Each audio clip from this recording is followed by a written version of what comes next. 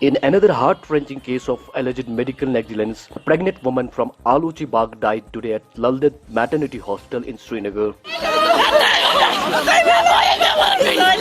Amid sobs and mourning, the family members of deceased outside the hospital said that the pregnant woman died due to the maternity negligence at the hands of hospital medicos.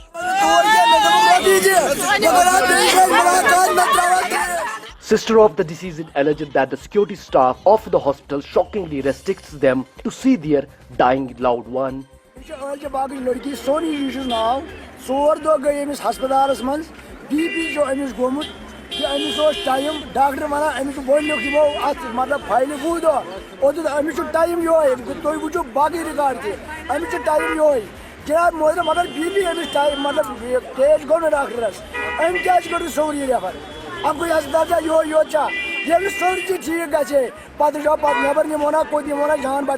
Screaming for their dead pregnant daughter, the family regrets that they could not offer a sip of water to her before a final goodbye.